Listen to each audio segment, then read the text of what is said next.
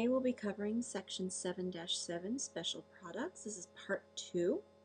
Yesterday we did the first part, which consisted of the binomial squared, which is a sum squared or a difference squared. Today we're going to work on finding the product of a sum and a difference. Okay, and this is standard 10.0. It is also a Casey standard. Okay, so let's review very quickly what we've been working on throughout the week. We worked on FOIL, which is our first, inner, outer, last. First, inner, outer, last. Okay. Or as you've also seen, the box method. For example, if we had x plus 2 times x minus 2, we could set it up as x plus 2, and then the x minus 2 would go here. Okay. And we would multiply x times x, our first, okay, our outer ones, x times a positive 2, which is 2x, x times the negative 2, or negative 2 times x, negative 2x, negative 2 times positive 2, which gives us a negative 4, okay? So if we take a look and we simplify this, you'll notice that we get these terms, x squared plus 2x minus 2x and the negative 4 term. Okay, and if we take a look at all this, you also notice that our inner terms here, negative, a positive 2x and our negative 2x, they actually will cancel each other out. So what we have left is our x squared minus 4. Okay, you'll notice that your answer comes out to be a binomial. Okay, and this binomial has a special name. If you take a look, you'll notice that it is a difference, okay, difference of, and you'll notice it has exactly 2 pieces. It is a binomial, 2, and they are perfect squares. X squared and 4 is also a square, squares. Okay, or as we know it, a difference of 2 squares is also called, for short, dots. Okay, difference of 2 squares. Okay, and that's what our answer comes out looking like. Okay, so we're going to go ahead and show you today the shortcut method. You could use FOIL, okay, the box method. This will always work, okay, or this is a special case, so we're going to go ahead and show you a special way of doing this. Okay, so let's take a look at our first example right here. Okay, example number 1. Okay. So if I have 2x minus 5 and 2x plus 5, notice this is when the special case occurs. When the first term in each are exactly the same, the last term in each is exactly the same. The only difference is one is a minus and one is a plus. Okay? So we're going to go ahead and multiply this out, and there's a shortcut for doing this. You notice that the middle terms canceled each other out. So we're going to go ahead and take the first, which is our 2x, quantity squared. We're going to square the first, and then we're going to take our last and square our last. Okay? Square the last. You'll notice one is a negative and one is a positive. Okay? So a negative times a positive gives us a negative. Okay? So this is first squared minus last squared. Okay? Let's go ahead and simplify this. First squared, 2x times 2x gives us 4x squared, minus 5 squared, 5 times 5 gives us 25. So this is our difference of 2 squares, 4x squared minus 25. Okay? So for dots, difference of 2 squares, okay, how do we do this? We take our first and square it, minus our last and square it. Okay, and that is a shortcut for a difference of 2 squares. Okay, and it is only for a sum and a product. This only works if you have the sum and a difference for your product. Okay, when you're multiplying a sum and a difference. Okay, so it's your turn. Go ahead and give this one a try. Okay, your turn.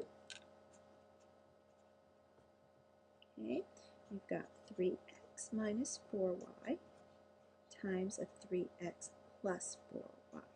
Go ahead and pause here and go ahead and give that a try.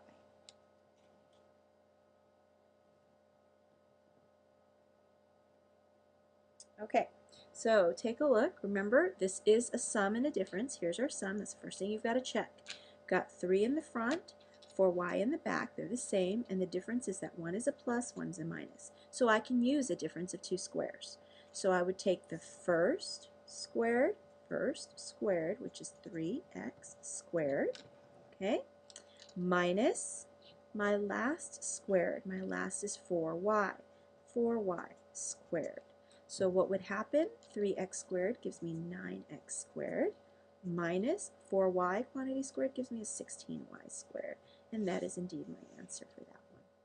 Okay, how did you do on that? Okay, another example. Now, this is the standard case. We usually do get 1 plus and minus, and you notice it's in the middle. Okay? What can also happen is they can throw this at you. Okay? So beware of this one. Okay? Example number 2. Okay? What could also happen is, what if they give you something that looks like this?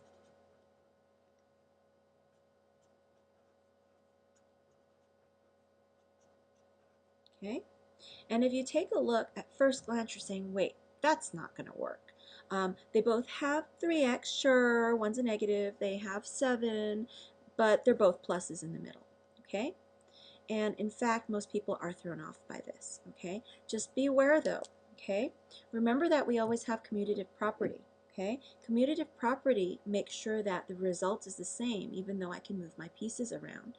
So really, if you take a look at this, another way to write this could be, instead of negative 3x plus 7, wouldn't that just be a 7, a positive 7 minus 3x? And if I do it for this one, couldn't I do the same thing for the first binomial? If I were to rewrite this binomial, couldn't I rewrite it as 7 plus 3x? And if I were to multiply these two, now take a look. Don't I have the first term the same and the second term the same, the difference being our sign in the middle? This is indeed a difference of two squares. That's my answer, okay? Because it is a sum and a difference, okay? So be careful. Don't be thrown off just because it looks a little different. Check with commutative property, okay? Check with commutative property. See if you can switch it, okay? If you can switch it, in fact, then you do have a difference of two squares as your solution, okay? Now, you may choose to do it this way, leave it in this form, okay? In which case, first squared minus last squared would give us 7 squared minus 3x squared. So I get 49 minus 9x squared, okay? If I leave it in this case, okay?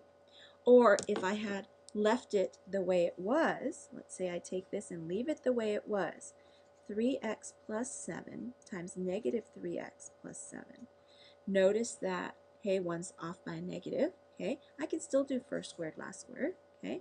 First squared would be 3x quantity squared. My last would be my 7 squared. Now, this is the part you have to be careful of. Where would my minus sign go? Notice it's sitting in the front. If it's in the front, my difference would go in the front, okay? And what would happen here? Positive times positive is still positive, okay? So it's going to look a little different as far as your answer goes. So what I get here is negative 9x squared plus 7 squared gives me 49. Now if you look at this answer and look at the answer that we had previously after we used the commutative property, these are in fact the same answer. Difference? It's switched. So what? It comes out the same. Negative 9x squared, negative 9x squared. Positive 49, check. It's the same thing. Okay? So either one would be acceptable. Okay? It is still a difference of two squares. Okay? So before I give you the practice problem for you to do, just reflect back to yesterday. Do you remember this list that we went over? Your list of square numbers. I hope you've been working on it. Okay? Because you will see these numbers pop up, especially as we work on a sum and difference. Okay? So make sure that you review those. Okay? So now it's your turn. Go ahead and give this one a try. Okay, your turn. Number 2. Okay, go ahead and give this one a try. Negative 17y plus 12, positive 17y plus 12. Okay, pause here. Go ahead and give that a try. So what did you get? Let's see. If I follow, let me check and make sure this is a sum and a difference. I have the first the same, the last the same. The difference is one of the signs is different, not both. Only one sign can be different, okay? One sign is different. So I can do a first squared, and I can do a last squared. But notice my sign here is in the front, so I'm going to put the sign in the front, okay? So I get, first is 17y squared. My last is going to be a 12 squared. Remember, that's the list of squares. You should be memorizing that. 17 squared gives you 289 y squared.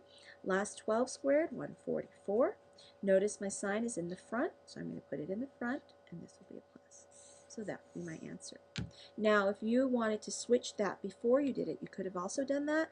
Your answer would just come back in the opposite order, 144, then minus the 289y squared.